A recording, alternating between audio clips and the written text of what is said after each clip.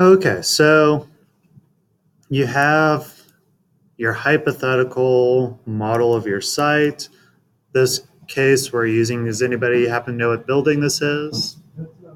Yeah,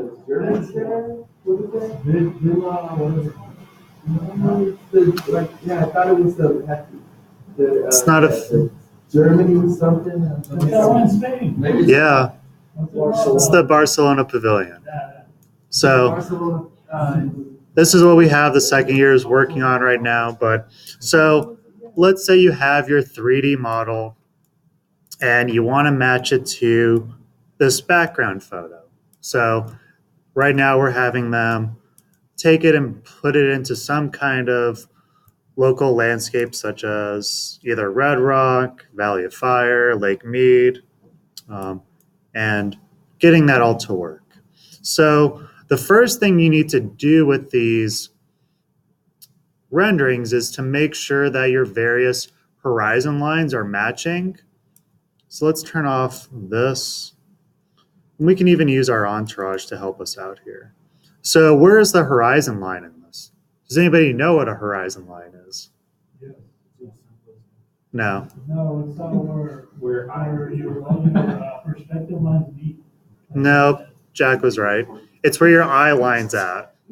So your horizon line, but no, because your points that they come together at isn't necessarily going to be at your horizon line. Your horizon line is usually a little bit above that. And then your perspective lines converge slightly below it. It depends. Sometimes they're at different areas. But so for this, where is this horizon line? The actual photo itself kind of even shows you. Right here? Yeah, it's actually like pretty close to right here. This is a good photo that kind of gives you a good idea for the horizon line. And I'll show you how well it matches too. So what's cool in Rhino is that you can actually set up your camera to be right at that location. So in the properties panel, I'll drag this out for you guys. Let's put it back like right in here. So you'll see that you have your camera location and then your target location. You want these values to be the same for the Z location. So think of the Z location for your camera as where your eye level is. What's the height that you usually want to set that at? 5 feet, anywhere between like 5 feet, 6 feet, depending on that perspective. I've done renderings where I put the eye level at about 3.5 feet. Nope, I'm not sitting down. It's a kid. We did a playground design and we actually did the perspective of like what a child looks in the perspective. So it's kind of cool to give that kind of interesting perspective. So each situation is going to be unique. But in this case, we're just going to set it to a regular person. So I'm going to do just 5.5. So there's your Z location. And right now you can see that the Z target, so where it's looking at, is looking way up. That's why it looks like I'm above these people and I'm looking off into the distance. But if I also change the Z location for this to be 5.5, voila, the people, these ones that are on the ground plane, so this person as well, they all have the exact same eye line. This person is actually is walking up the stairs for the Barcelona Pavilion, so that's why they're a little bit higher. And then this person's standing on the Barcelona Pavilion. So there are going to be those instances in which people are slightly raised, but you want everybody that's on that same ground plane that you're standing on to have that same horizon line. So that's a cool way that you can just set up your camera and you can already see the difference it makes. You don't want it to look like this. You don't want it to look like that. You want it to appear as if you're all at the same area. So you can always kind of, again, get it within that range. So 5.5, 5.5, it's still there. If you hold shift and right click, you can kind of just pan left or right to stay within that same range. So you can see how the Z location on the properties panel to the right is changing accordingly. Can you link them? What? Can you link them parametrically so that the Z's always stay, That'd be nice. I don't think you can. Unfortunately, you could through Grasshopper, but yeah. So just be aware of that. Make sure that those are all the same. You can bring some people in here. I'm never really a huge fan of rendering people inside of Rhino. I'd rather just keep it as is. So we can just delete these. No, let's keep them. So I'm going to then, so hopefully what you guys all do is that you set this view so that you don't have to worry about ever losing it. So I'm going to right click on my viewport name, say set view, go to named views. So you'll get a panel looking like this. You want to hit the save as. I'm going to do this as VP Studio Demo. Okay, so there's this view. I don't know why I got rid of that, but it did. It's probably because that image is missing now. Yep.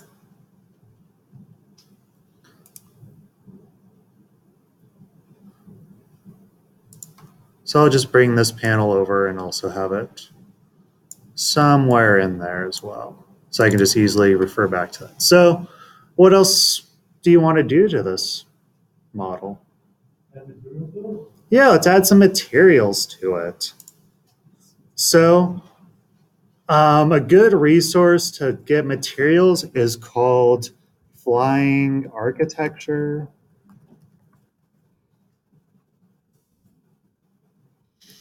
And you'll see on their website somewhere, there should be like a material. So if you click on this, you'll see materials. And they've got quite a variety of materials you can get for free. So if you create an account, you get more. So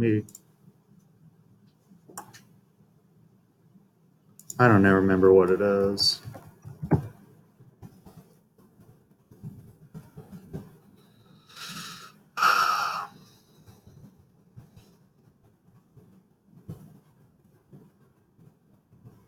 Wow, that was actually it. That's shocking.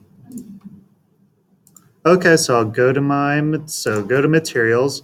You can see that they have pavers, stone, concrete, all sorts of different varieties. So what's cool, you can do wood.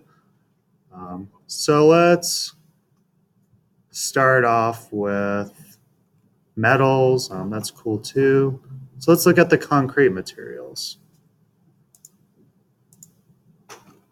What's going on? What the?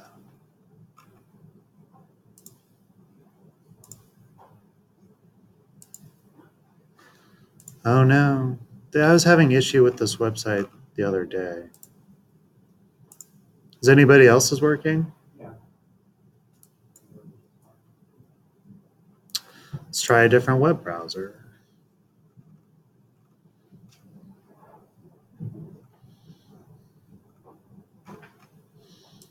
Damn it. Yeah, Firefox? Yeah, well, it doesn't look like it. I'm on Firefox. That's annoying. So I have to like.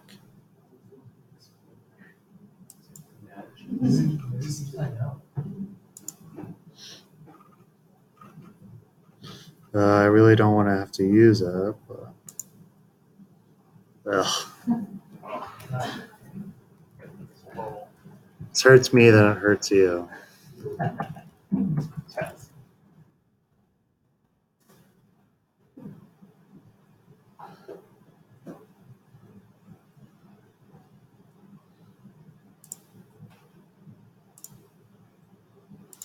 At least I know this.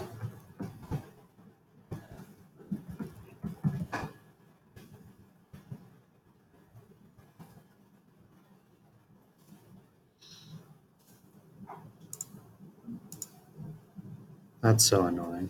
Okay, so you can see there's all sorts of different materials you can add. I'll just select this one for now. Then I'll go download.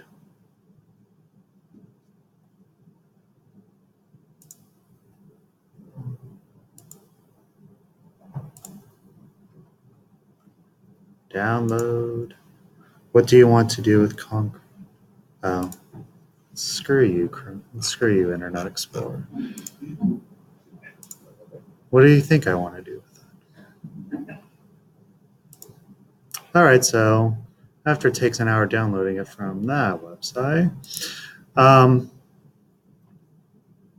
So once you download it, then you can go to wherever it went to, or you saved it. So there's Concrete 3. Extract.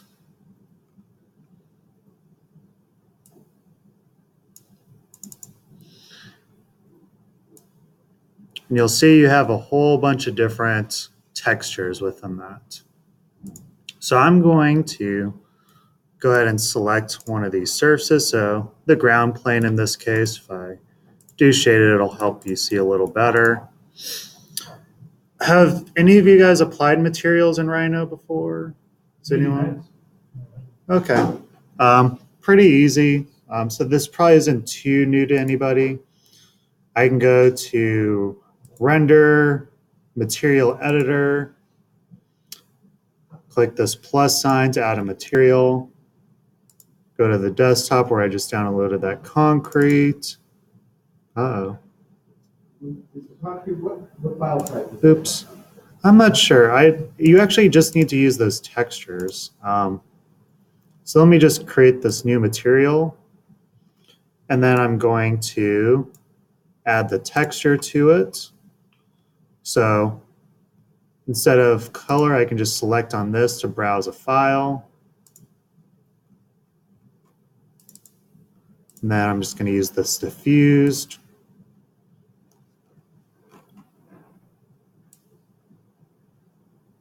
And now you can see that this new material, in fact, can I make these look larger? Has that concrete material. Depending on some of the settings, you can add a little bit more to it. So does anybody know what those other textures are for? So here's like the texture or the image itself. Then there's this one, and then there's this one. Anybody know what those are for? How?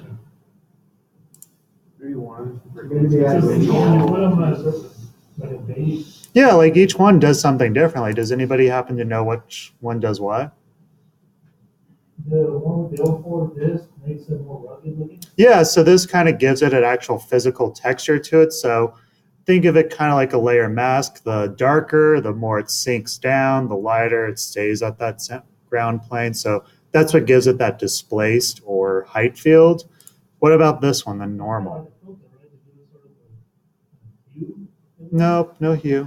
Does the display actually change elevation Yeah. on the surface? Depending, some renders allow you to actually edit that displacement. Well, that's a specific area of where the actual texture is there. No? This says no. And lastly, so when you downloaded the material from Flying Architect, is that right? Yep. You said for Rhino. No, it's just a generic material. So as a material, it comes with Yep. diffuse Yep. displacement, normal. So this is just JPEG. Yeah. What's the normal do though? What else do materials do? In regards to like what happens when the sun hits it? Reflectivity. So the normal is its kind of shininess to it. So what's nice, you can apply those things to that same material. So with this material, I'll go down and I'll see the bump, that is that displacement. Hit open, and now you can see how it looks a little bit more rough. So turned off, it looks really flat. Can everybody see that? So it looks very smooth. When I turn that bump on, now you can see it's a little more rugged. Environment, that's essentially what that normal is. Maybe not, just kidding. Or the transparency. I don't think it's transparency. It might be in, maybe this one doesn't have it. If you're creating your own material, you put your own bump, you could put any image there and Yeah, indicate that it is to be used as the. exactly. I think it will be transparency because if you transfer bump. Maybe, let's see. No, because now you don't want concrete to be transparent. Usually, so some renders have that ability Glass to, image, it's in the glass image. No? no, because this is only, you can actually like use this to kind of cheat it. Like you can give it looking kind of chromish. Yeah, let's. So this will actually looks like maybe it gets a little wet and that's why it's a little more reflective. So you can use those things to it. And now it's nice. I'll, oops, render. I can then select what I want to have that concrete and just drag it on there. Change it to rendered. Now you can see there's my concrete. Ugh, that looks terrible. You gotta change the scale on it. You have to change the scale or the mapping of it. So I'll stay within here and you'll see there's the material itself. I can change it this way. And then there's also this texture mapping. And the way you want to change that is go to apply surface mapping. So select that and then change it from this type. So instead of it being a surface, notice that what out of these options, what is this? What does this look like? Box. Yeah, let's see what happens if I change it to box. It's going to scale it way down, but it's now all nice and uniform. So once you do that, you can then change its position, its rotation, and also the size. So I'm going to lock this and just start to scale it up.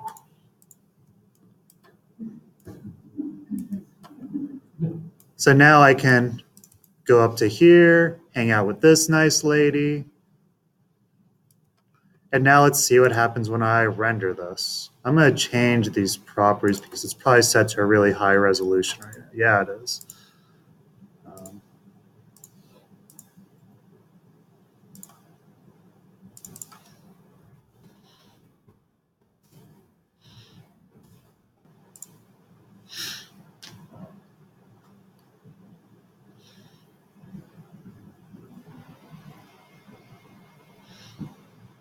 And there you go. Now you have a nice concrete texture. You can see it's a little bumpy. Did you remember that with the Rhino on there? Yeah, this is just in Rhino's render.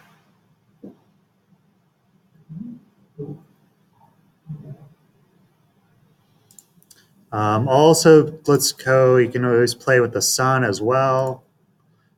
Maybe I don't want the skylight on so that it actually reads a little better. Now let's see what happens.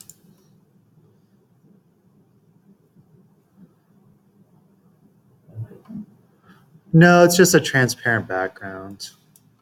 So let's actually get over to that sun. Let's change that.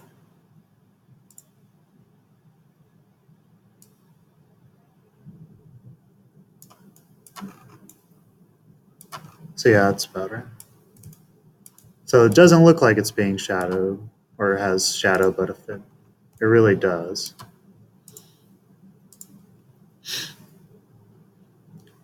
So there you go.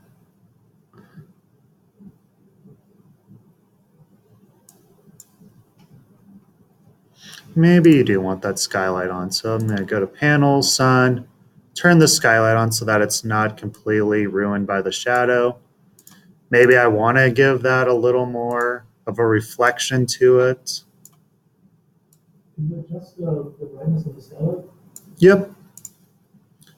So what you can do is go to render, or it's not necessarily the skylight, but it's the ambient light. So ambient light, I can make this brighter. It can get washed out pretty quickly, though.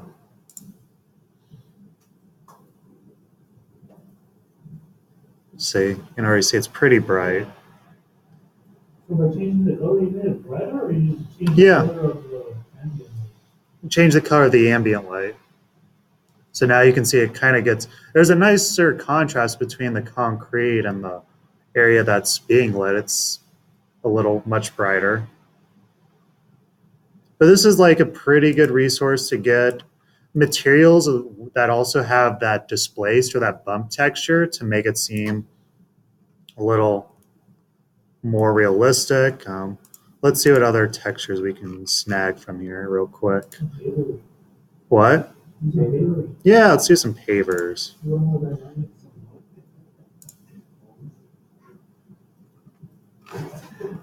Oh, so they have a whole whopping 2 pavers. Oh well, maybe you want to use these. I don't know. Those look cool.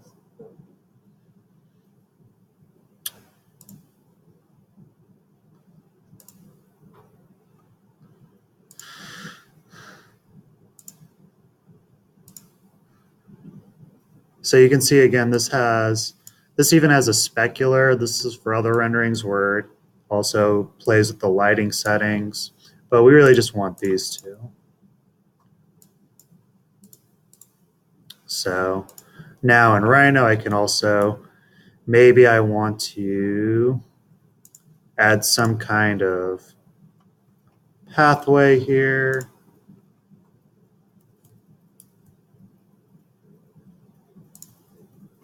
So there's my surface. I'll extrude this surface a little.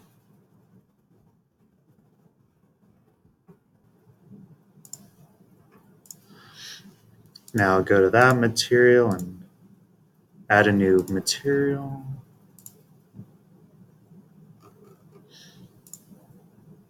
I'll just stick with this white matte and add some those textures to it.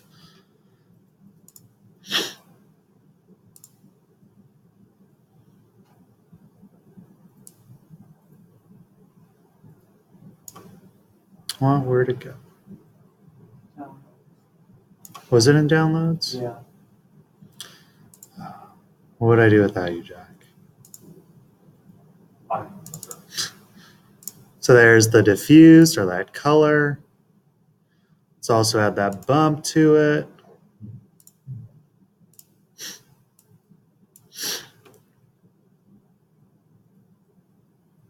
So that looks okay, and we can see that it doesn't seem to be doing it. So let's actually add that. Oops, wrong one. There you go. So way out of scale. Let's change that texture mapping again to the box. Now it's at least, no, because you still want it to wrap around the corner nicely in some cases. I mean, you can.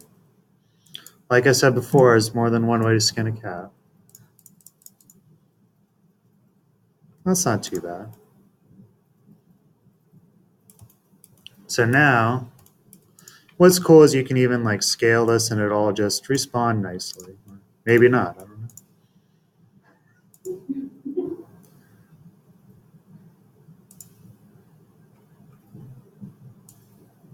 Oh yeah, it does kind of screw that.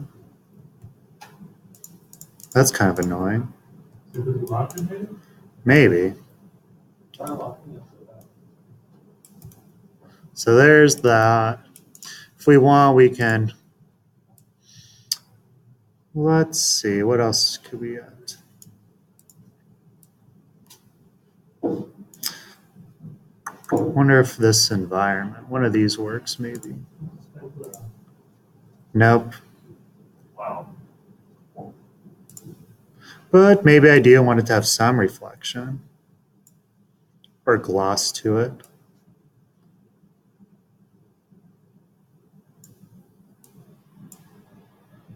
Nope, no gloss.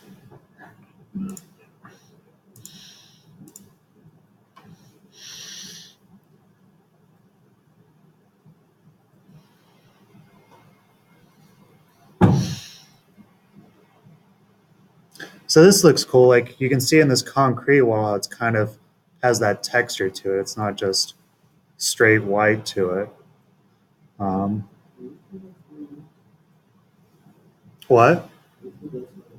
Yeah. So let's zoom into it real quick then. See, I mean, you can see the texture of that concrete. It might be that too.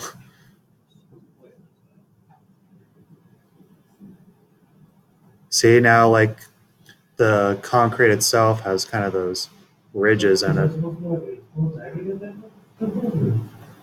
It's got some kind of hard brush to that concrete. So you can see like in the shadow, it reads as nice and smooth because there's no light creating that kind of turbulence in it. So, I mean, it's got its own kind of cool things to it. Yeah. How would you make the pavers wrap around, right? Does that look like a two-layer?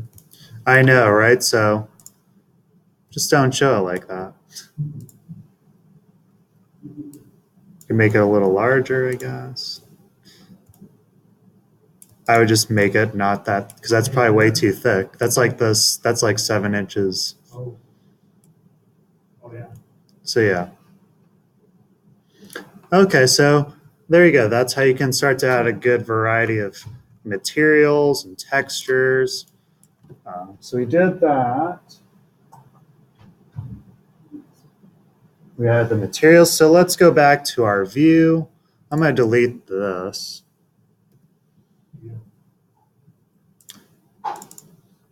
So we'll stay with this one. Now I'm going to go ahead and render it. I'll change my properties a little bit more.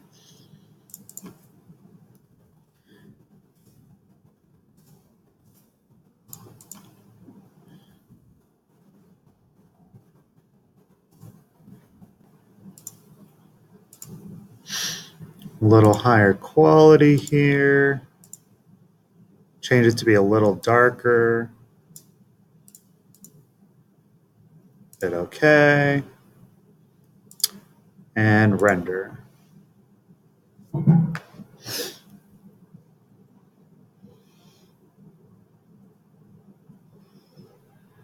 Any questions so far? So we'll do this rendering, bring it into an image, then we'll apply like these different kind of settings to it. So would you suggest that we apply them to it on the model first, render it, then go to custom on Photoshop, or just? Sometimes, like things like doing tiled pavers, that could be really tedious in Photoshop to kind of tile those textures because it's going to take a lot of effort to kind of create a nice seamless paving pattern. So for things like that I have like a tiling pattern with pavers, I will usually render that in the software. But then things like concrete or stuff that's seamless texture, I'll just do that in Photoshop. But it's kind of cool when you, even with this concrete texture, that you get that roughness to it that you can't necessarily create in Photoshop real easily. Yeah, I know. It's a little bad there, but we'll add some stuff that you won't even really notice it anyways. Huh? Maybe. I'll just add some grasses or stuff to it. I know, that's the answer to everything. Oh, you don't like it? Let's put a tree there. Let's cover that up with some shrubs. Okay, so there's our rendering. I'll go ahead and save this.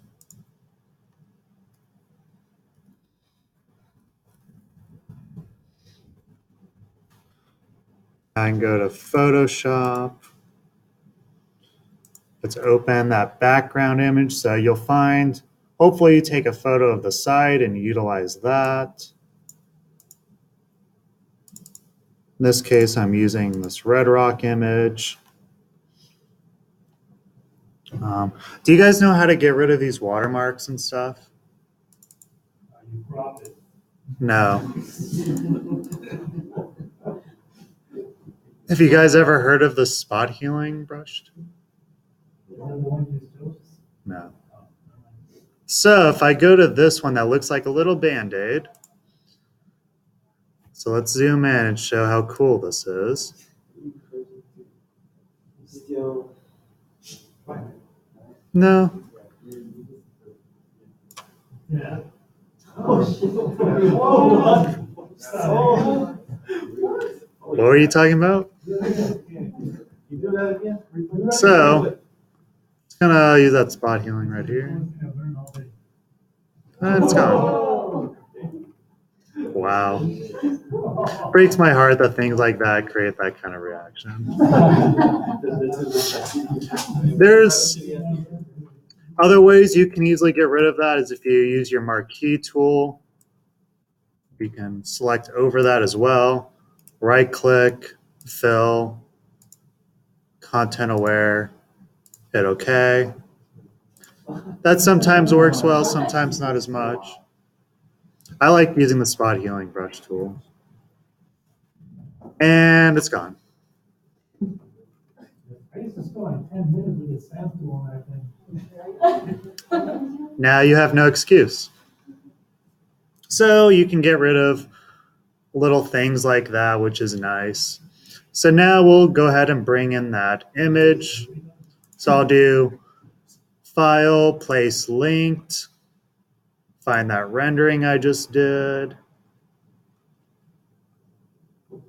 wherever it should be. There it is. I'm just gonna enlarge that. So how am I gonna get rid of this black background? It's kind of a pain. I could do the magic.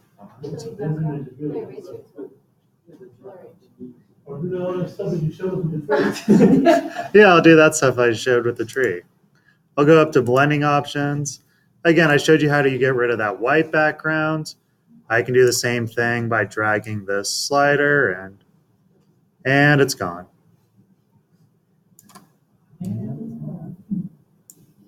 Is that a better option than doing? Sometimes. There's still like a little bit, but you can always just kind of slightly brush that away. Okay, so what else do we have to do to this image? Does this look like it's... What's that? You gotta ground it. No. You gotta ground it. Because you said it's laying on- Yeah, I got it grounded. It doesn't look right with this hard edge, right? So this is getting into the layer masking. So with this layer selected, I'm going to select layer mask right here. Who knows what a layer mask is? Who knows how to use the layer mask? Nice. So we got a couple. So using layer mask, whether it's this or layer adjustment mask, this is a non-destructive way of manipulating pixels in Rhino without, or in Photoshop, without actually deleting them. You're just masking them or you're hiding them. Instead of actually erasing or deleting them, you're just kind of hiding them. You can see that with this white background that nothing changes. That's because it's white. If you start using a brush and adding black to it, that's what starts to mask it. So white reveals, black hides. That's how these masks work. And then any gray gradient in between, adjust that opacity. So what's cool is that I can, with this mask selected, go up to my brushes. You can download grass brushes online. If you just search Photoshop grass brush, I'm going to go to Window, Brush, or maybe I'll do Window Brush presets so they're larger. Isn't it more of a shrub than a brush? Not a grass? Yeah, but I have shrubs in there, don't worry. So here's more of shrubs. And you can even see that some of them almost look identical in form. I mean, they're pretty close. So what I can do now is start to get rid of that hard edge by, let's move this over a little. Again, I'll make sure that my white mask is selected. I'll make sure that the black is in the foreground. Make sure that your opacity is kind of light, so I'll do like 30%. May make it a little smaller and start just brushing over.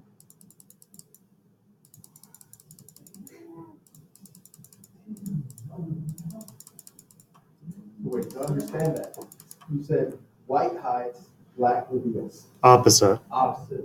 See how I'm Reveals, black see hides. how I'm masking away that pavilion? The mask works backwards.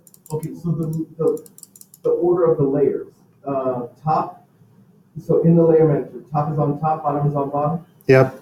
Just like standard layering, it just reads that So you way. Put a layer on top of the. See how this pavilion is on top of that image? And now I'm actually erasing part of that rendered You're pavilion. saying see through my pavilion to the layer below. Or what this is really doing is it's kind of showing those shrubs that are technically in front of it by hiding the pavilion behind those shrubs. What's cool is you can even see there's these things like the yuccas. I can grab something that looks more like a yucca. But the effect is that you're hiding behind, but truly you're putting something Yeah, on top. That's it. Kind of. Here. it's kind of a weird concept, but yes. Maybe that grass brush works better. That area should be cleared up. What? Like, if there's a building there. No, it's always- been here for like 15 years. The grass has come back. It's nicely established. So there you go. So now it looks more back to looking like a yucca's right there. You can even throw in some other yucca-like form work. Do the same thing over here.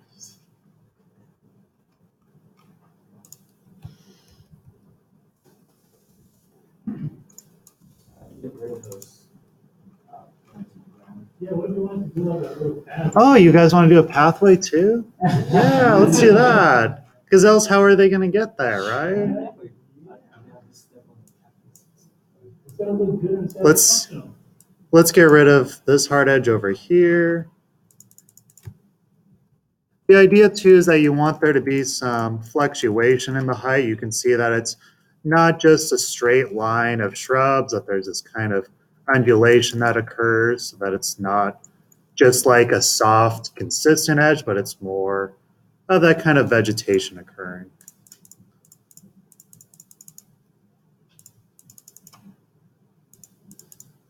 And what's cool is because you do it at opacity, you can have various degrees. So some areas are more harsher than others. So let's add a pathway. Yeah. I don't need this. So you need to find a good image of a pathway that's doing how it should. So in this case, it looks like I have these people coming from the right, walking up. This person just kind of being a creep, staring at the women in the pavilion. To each his own. So what you want to do is go online, search gravel pathway, and then just start to scroll around until you find something that's kind of doing that same feature. You don't want to find something that's straight and then distort the hell out of it to make it match. Maybe this one you can get away with. Maybe something like this. The idea is that you do want it to go from right to left or left to right by just reversing it. So Could you just bring in a material instead and then make a pathway out of it? no, because if you do a texture, so the reason you want to find something like this is so that the texture is already at this kind of perspective view. If you were to just do gravel texture, remember, you're looking at this gravel like from the top. So when you start to move it, it's going to very clearly look like it's distorted, kind of like the material in Rhino. It kind of looks like it's just flat, right? You want this to actually read as if it's in a perspective view. I can't seem to find the one I like, but I've already downloaded it for that other class. So I'm going to go to File, Place Linked, go to that class. So here's a nice pathway that looks like it's doing what I need it to do. So I'll scale this to be a little bit larger.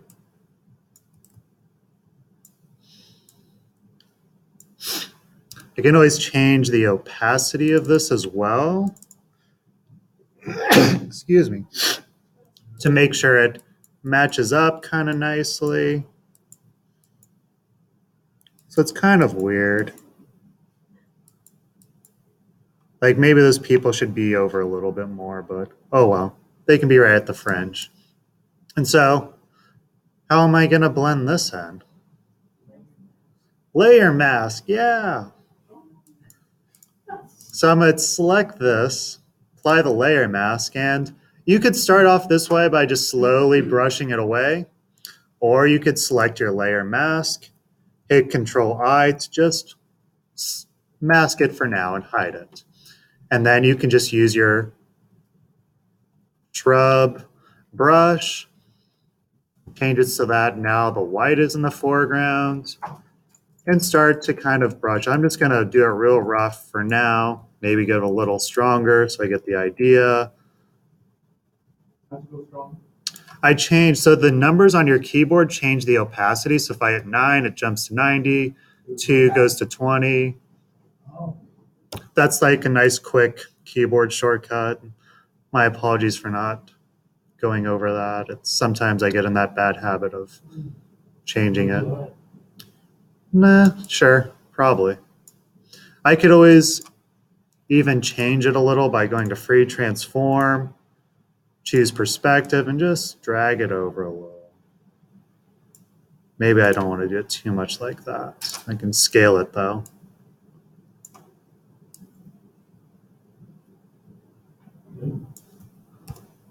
So I can do that.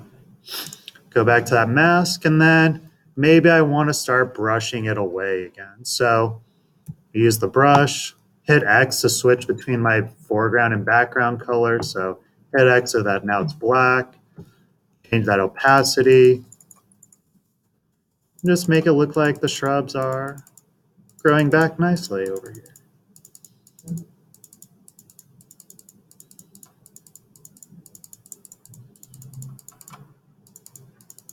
Maybe this one's really kind of established itself. Happy bushes. Yeah, someone got it. So there you go. Now it looks like it's just a nice pathway over here. You can just use the bottom of this as that hard line to kind of get rid of that. can you put that brush? Yep. So if you want to ever flip or change that, you can go to Window, Brush. You can mess with this guy over here. So now it's backwards, sideways. You can distort it so it's kind of narrow or whatnot. Or you can do that. You can create a new brush if you want, if you're that dedicated. So I'm going to get rid of some of this still a little. That way I can just kind of give it a slight brush back. So there's, as you can see, these instances where I have some of that green or those yellows kind of showing through, and although they're not appropriate for this color, they do have a nice edge to that pathway because they just kind of blend nicely together. So it would be good to actually adjust those colors as well. So I'm going to select the image now, go to, I can do Control U to change saturation and the colors. And just like how we did the tree, we can change that to be within that same color tone. I know, again, these are more of the yellows. I'll desaturate it. And now they've kind of disappeared and blended more with the rest of my landscape here. So let's bring those back a little more. Control I on your layer to turn it black. Yep. Is there that's a shortcut? Is there some other That's like just the invert, like Control I is invert. invert? So is there up there select invert or something like that up there? Yeah, so select, I know select invert is for or it's image adjustments, invert. It's same thing. So if I were to invert this image, it would create that kind of, so like this one, it kind of creates that. totally inverting. Yeah. So this, if it's just black and white, you just invert it from black to white or white to black. So that's cool. So even like with this tree, it seems like, oh, you have a nice large tree that's showing up. Same with, maybe you want that yucca to pop up a little better by using the spiny bush. So there you go. Now it looks like this is what it looked like before. Now it looks like it's nicely blended. What about these people over here? That's not looking right. I'm going to go back to that rendered layer where those people are on. Use the magic wand tool to select them. I'll do Control V. No, I'll just select them. I go to my gravel path. And if I have the black to the background, that's going to mask it. So I'm going to hit delete on my keyboard. And there you go. Now it looks like they're walking on the pathway. So the other things you need to do is give them shadow. So I'm going to do the same thing. I'm going to select these two people here. I'm going to create a new layer. What did I just do? There we go. I'm going to, yep, so I just use the magic wand tool to select them. Give them that black fill for the shadow. I'm going to now use my marquee tool here. I right click, free transform, do scale. Now I'm just going to drag them out to be about the quarter height of this. They're actually hiding behind this mask, so let's put them on top. So I'm going to drag them to be about a quarter of their height. I'm going to right click it again and choose perspective. Now I'm going to drag them out like that. Maybe I want to scale them down a little bit more.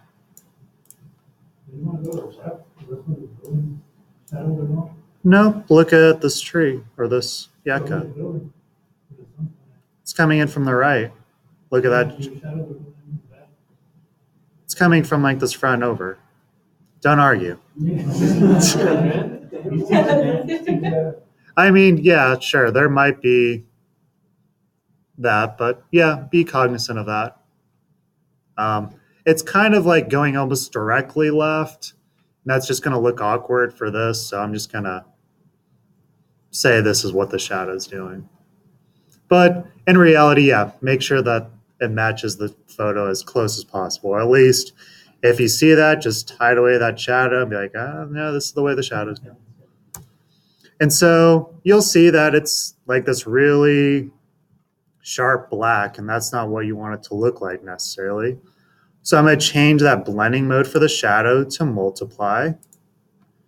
I'm going to hit Control U again to play with its lightness.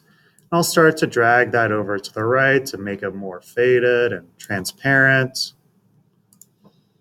I can again use the person to select this, go back to my shadow layer, delete it so that shadow's not on top of him.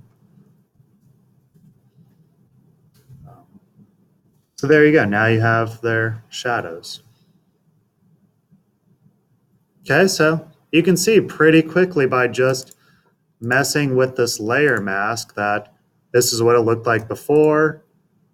Now it looks like it's sitting within that landscape. You add that pathway. It's looking pretty good to me. I'll buy it.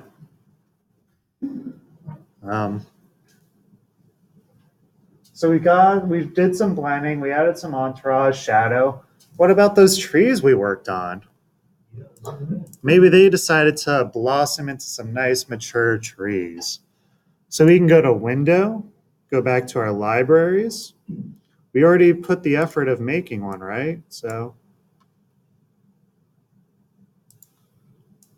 now I can start to do the same thing of adding these trees in here.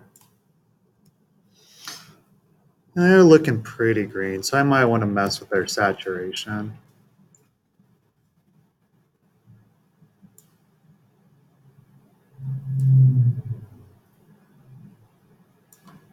Looks okay. I'll still mess with it a little more. Make a copy of this one even. Free transform. So again, that you want to make sure that the underside of this canopy is above their eye line. And do everything that every architect hates and start to mask away or hide their buildings so they can't see it. I'll do the same thing. I can apply layer mask to these, use the window to select that person, go back to this mask, delete it. Same thing with this guy and this guy. Go to this, oops. Add a mask to that tree as well. Select those people. Delete that. And then, so the last thing you guys wondered about adding the shadow to the trees, right? Same concept. You can just select that tree by using the control over, create a new layer, change it to be black, free transform. Actually gets kind of cut off, which is annoying. So let's do something real quick. Let's just delete that for now. I can just temporarily, that is a pain, isn't it? Can make this crop a little bit.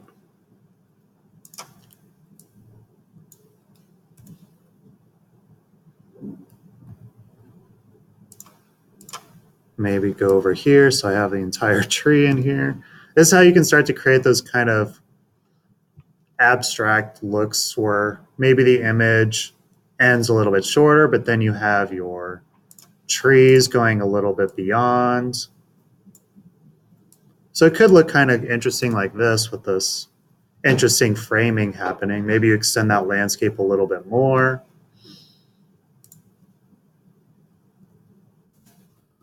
So let's go ahead and select, why is it not doing that?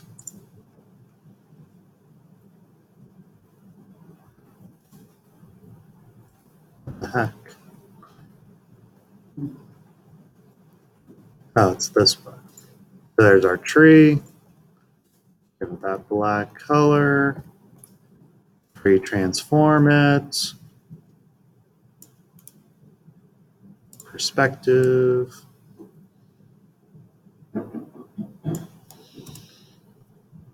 Change it to multiply.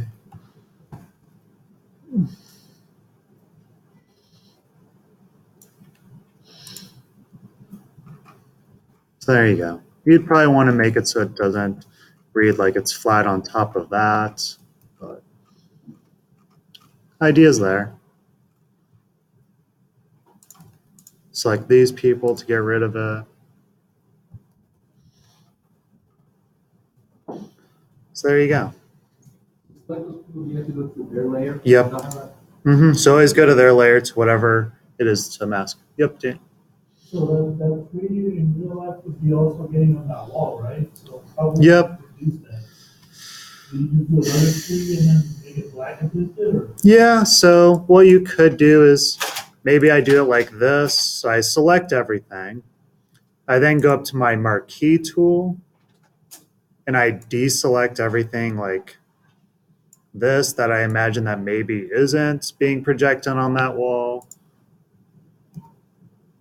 Give that the same black treatment. I can then move this over. And really, like, it's going to be hard to kind of call you on this, on whether it's reading perfectly straight, but then you can just do like the distort to make it look like it's hitting kind of like that. Make it look kind of like it's actually flush with that wall, right?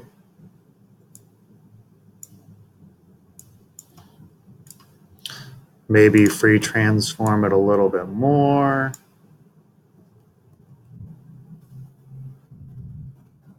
And then you can use your lasso tool to kind of get to the top of this, because you know it's just going to be laying on top right at the eye level, so you probably won't see it anyways.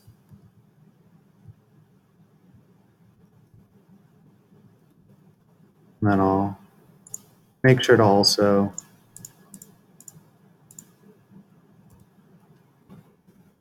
give it that same opacity or lightness to it.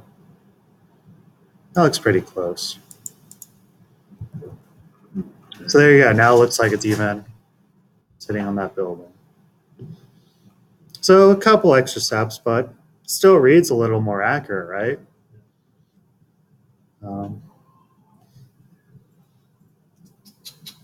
So last thing, some post-process work. So what do you think is the color tone of this? Is it cool or is it warm? It's a little warmer, right? So I'm going to go ahead and just select all these, hit Control J to duplicate them, right click, merge layers. So I can just work with this kind of flattened image. I'm going to go to my layer adjustments, go to photo filter. It defaults to this warm filter, which is nice.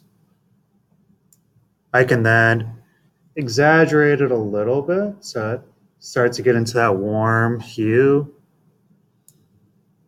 right? So that's a nice way to just start to kind of get it all within that color spectrum. Let's do some more fun things with this though. So this is kind of my post-processing recipe. I'll go to this original layer, so I'll just turn this off for now. I'm going to copy it. I will, what do we want to do first? Let's go to filter, other. Let's do it as a smart object first. So right click, convert to smart object. That way, if every filter I apply, I can always adjust it. So I'm going to copy that by hitting Control J, go to filter, other, high pass. And it's going to create this really weird texture look to it. Like if you do it like this, it looks like that, but I want to have it somewhere kind of in this range. I'm going to then change this blending mode to like a soft light. And you can see that it kind of helps bring out your shadows and highlights. So that's what it looks like before. This enhances it a little. The projector really doesn't do it justice, but it does kind of start to make it pop some. I'm going to copy this layer again, drag it to the top. I'm going to go to filter. And so this is important. I want to make sure that my white is in the background. This is how we add one of these cool kind of photo filters that you see in a lot of renderings. You go to filter, distort. I think it's in there. I think you have to go through the filter gallery. Distort and do diffuse glow. This is where you see a lot of renderings where they've kind of do just that. They give all those highlights this kind of cool glow effect. So you can see how those highlights are almost kind of really getting washed out. You can certainly play with how much glow you have versus the clear amount. My rule of thumb with this is that you always kind of really exaggerate it, because then you can always turn it down a bit. So have you guys seen this kind of look in renderings where there's this really kind of bright glow to it? It kind of creates a very kind of fantasy-like rendering. It's pretty cool. I always like it. Hit OK. So like I said, it's really kind of washed out, but that's okay. because I'm going to do the same thing. I'm going to change it to having maybe a soft light. No, let's not soft light. Let's keep it normal, but just change the opacity of it.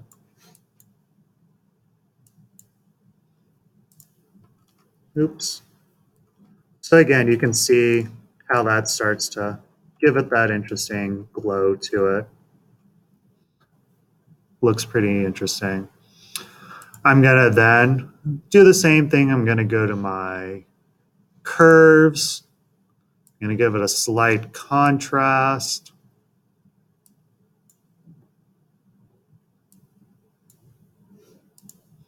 So again, you can see what that starts to do to it.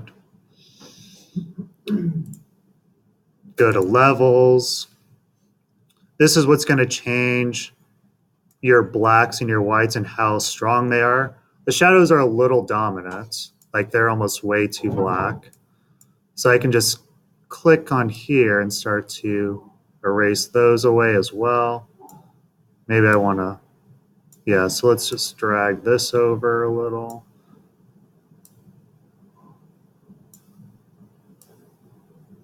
So that way they aren't too black.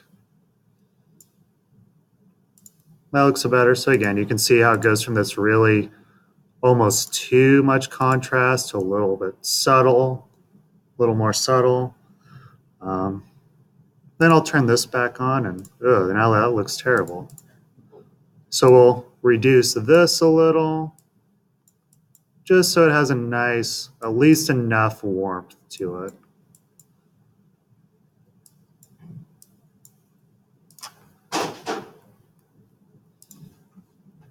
So that starts to do your the building's almost completely washed out, but who cares? We're focusing on the landscape. Last thing, just like how I was doing before, I'm going to select just the objects on this layer, create a new layer, fill that with 50% gray, change that to overlay, get my burn and dodge tool here, and start to again accentuate some of those shadows and highlights a little more. So I can do it not only on those trees, but even the landscape. Maybe I want to kind of give some kind of roughening of this. It's not just one clear pathway. I can really kind of click it here to bring out those details of the gravel there. Same thing with over here.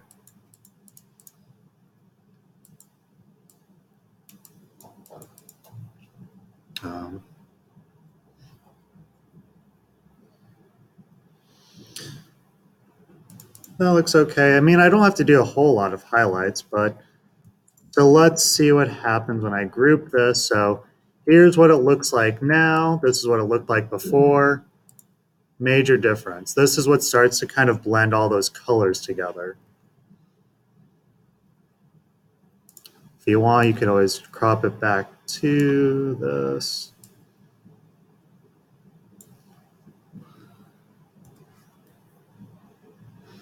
So it looks a little more intimate. And if you aren't thrilled about that building getting too washed out, remember, these are all layer masks for the most part. So I can go back to this building, select it.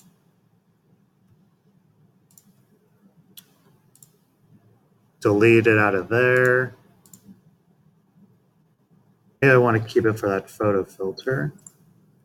And then also apply it to these two layers.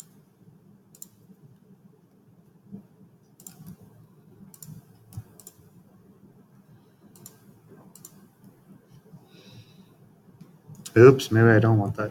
Oh, that's kind of a pain, isn't it? Never mind. Just keep it as is. Yeah.